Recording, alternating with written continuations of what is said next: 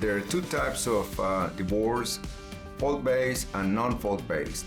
Fault-based means that something happened. For example, there's been cruelty, there's been abandonment, one of the spouses has been in jail because they committed a felony, in a mental hospital maybe. So there's a number of reasons that could be argued to get a fault-based divorce. But the most common is the non-fault-based or non-fault grounds.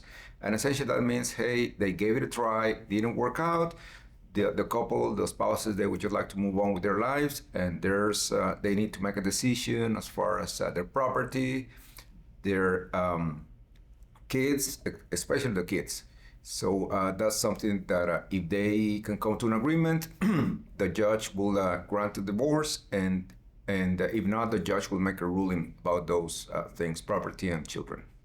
There's a presumption of community property, or the laws in Texas are for property distribution are based on community property, which means everything that was acquired during the marriage belongs to both of the spouses. So, for example, let's say even in Texas, income is assumed to come from both parties in the same contribution. For example, let's say that one person stayed at home, the other person worked. In Texas, it is assumed that both parties, it was their decision to have one person stay at home, the other one work. Maybe one made more money than the other. It doesn't matter. The assumption is that both of them contributed the same amount. And because of that, when there's property that was purchased during the marriage, the presumption is that it was contributed in the same ratio, 50-50%. Of course, there are exceptions and a number of things that we can get into later, but that is the initial presumption. Well, there's no such thing as alimony in Texas, but what we have in Texas now is spousal support. And that's essentially granted to someone who, for example, during the marriage, and it has to have been a marriage that lasted for many years, could be 10, 20 years. And the idea is that the person probably needs some sort of assistance or support to be able to get back to a productive life. And the person may be needing some training, maybe going back to school, just start getting jobs and become self-sufficient.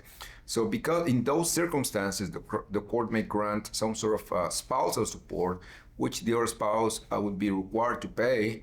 But again, this would be something that would normally last for a very limited time. It could be just a few months. I mean, nothing really for extended time. It would really just be very limited for the purpose of getting the spouse that needs it back to the workforce. The basis for custody, for decision on custody in Texas are the best interests of the children. So there's a number of things that need to be considered. You can imagine it's a very complex situation that is very fact-based, and it depends on the circumstances of each case. But in general, the idea is that each child has the right to get to know and develop a relationship with each parent.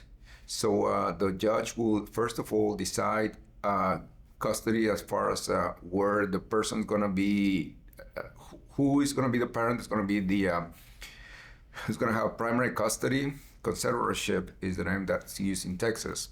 And the other person is going to have visitation rights. And normally there's a standard possession order, which means that the person, non-conservator parent, will be visiting or picking up the child on the first, third, and fifth weekend of each month. And also, I think it's Thursdays, maybe a couple of hours for take them to dinner, things like that.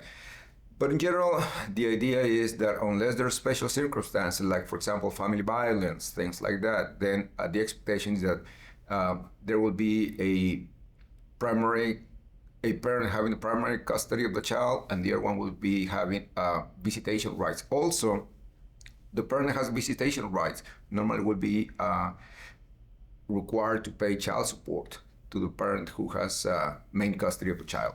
If you have any questions about this topic, any of these topics, call us at the law office of Mario Varela.